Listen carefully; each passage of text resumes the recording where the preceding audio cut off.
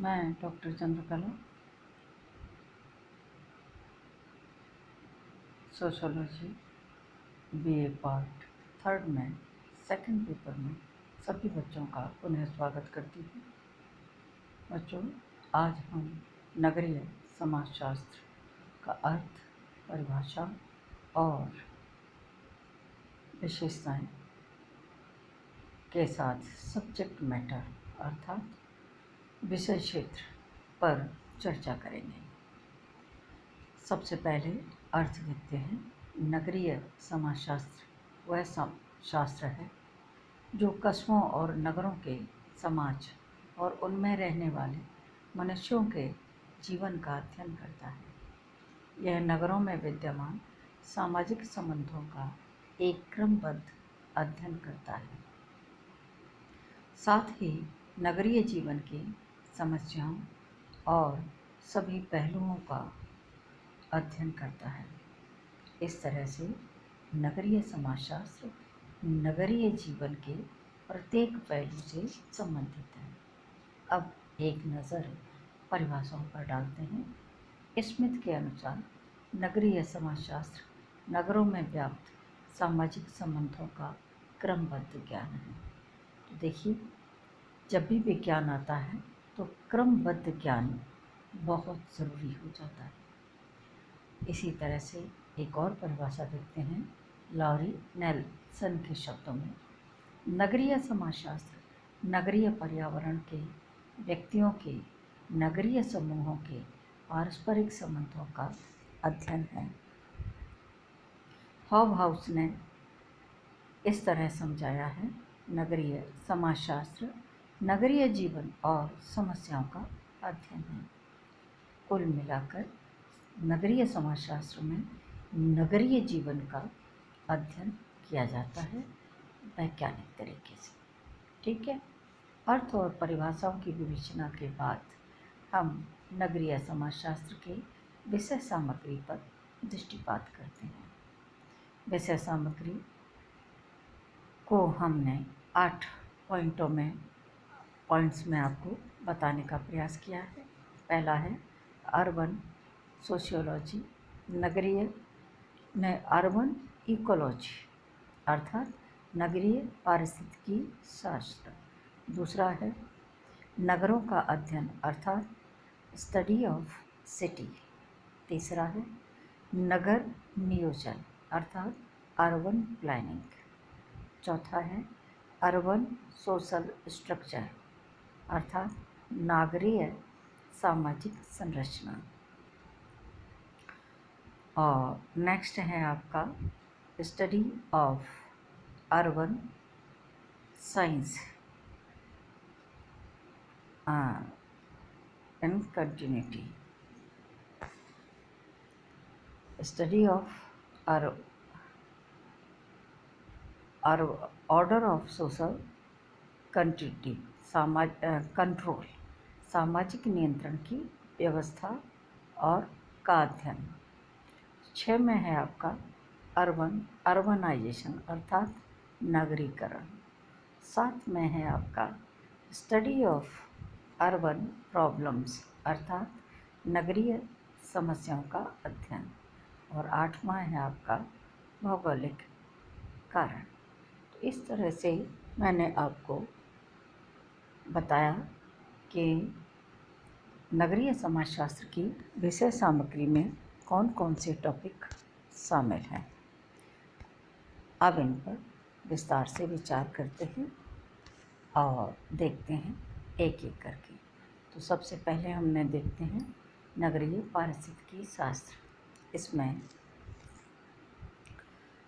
Ecology अर्थात नगर नियोजन, नगर की रचना कैसे की जाती है, नगर का स्वरूप क्या है, वहाँ की जनसंख्या क्या है, सांस्कृतिक विविधताएं क्या हैं और भौगोलिक पोजीशन क्या है, ये सारी चीज़ें उसमें इकोलॉजी में आ जाती हैं। वहाँ की समस्याएं, वहाँ का विश्लेषण, ये सारी चीज़ें आ जाएंगी। इसी के साथ दूसरा टॉपिक लेते हैं जिसमें हमें नगरों का अध्ययन करना है।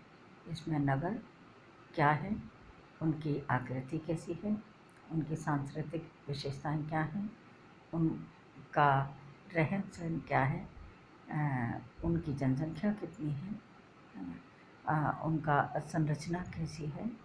तो इन सारी चीज़ों का तुलनात्मक अध्ययन इसमें किया जाता है। अब देखते हैं नगर नियोजन। यह नगरों के बहुआयामी व्यवहारिक योजना बनाता है। इस तरह से ये नगर नियोजन होता है। अब आगे देखते हैं नगरीय सामाजिक संरचना। एक राइटर हैं पार्क और बर्गेस। इन्होंने नगरीय सामाजिक संगठन को इसकी विषय सामग्री बतलाया है। अर्थात नगरीय सामाजिक संगठन इस नगरीय समाजशास्त्र की विषय सामग्री है। नेक्स्ट में देखते हैं सामाजिक नियंत्रण की व्यवस्था का अध्ययन। इसमें नगरों में कैसे कानून व्यवस्था बनाई जाएगी, क्या कानून है, कानून की व्यवस्था कैसी है, प्रथा रीति रिवाज आदि का अध्ययन हमें करना होता है। नगरों की शांति और सुरक्षा की व्यवस्था हम किस प्रकार करें, उन सब का अध्ययन इसमें करना होता है। अब नेक्स्ट में देखते हैं नगरीकरण। इसकी विषय सामग्री में नगरीकरण अपना बहुत ही महत्वपूर्ण स्थान रखता है। संचार व यातायात के साधनों के विकास से ग्रामवासी नगरों की ओर तीव्र गति से प्रस्थान कर रहे हैं और इस गतिशीलता के प्रभाव और कारणों का अध्ययन बहुत ज़रूरी है, क्योंकि नगरीकरण बहुत सारी समस्याओं को, जितना विकास है वहाँ उतनी ही समस्याएं भी हैं। नगरों की समस्याओं का अध्ययन। अब नया टॉपिक देखते हैं अनेक सामाजिक समस्याएं नगरीय समाजों का विघटन करती हैं। विघटन के कारक नगरीय समाजशास्त्र के विषय सामग्री ही है। अब नेक्स्ट में देखते हैं भौगोलिक कारक क्या क्या हैं। देखिए भौगोलिक कारक समाज और संस्कृति में बहुत महत्वपूर्ण निर्णायक होते हैं। इनका प्रभाव नगरों के विकास पर सीधा पड़ता है। अतः इन प्रभावों का अध्ययन अति आवश्यक है। इन सारे पॉइंट्स के स्पष्टीकरण से स्पष्ट होता है कि इसकी विषय सामग्री में नगरों की उत्पत्ति, नगरों का विकास, नगरों का नियोजन, नगरीय सामाजिक संरचना, नगरीय सामाजिक स्तरीकरण, भौगोलिक पारिस्थितिकी, संचालन, नियंत्रण इत्यादि के साधन, इन सब चीज़ों को नगरीय समाजशास्त्र की विषय सामग्री में शामिल किया जा सकता है। तो बच्चों, मैंने आज आपको नगरीय समाजशास्त्र क्या है, उसका अर्थ क्या है, उसकी परिभाषाएं क्या हैं और उसकी विषय सामग्री क्या है, इन सारी चीज़ों पर प्रकाश डाला है, समझाने का आपको प्रयास किया है।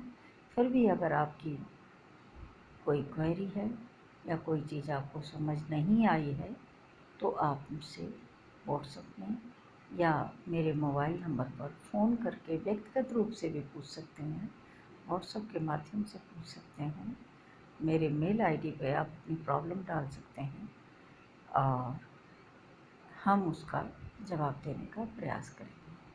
चलिए आज का टॉपिक यहीं फिनिश करते हैं।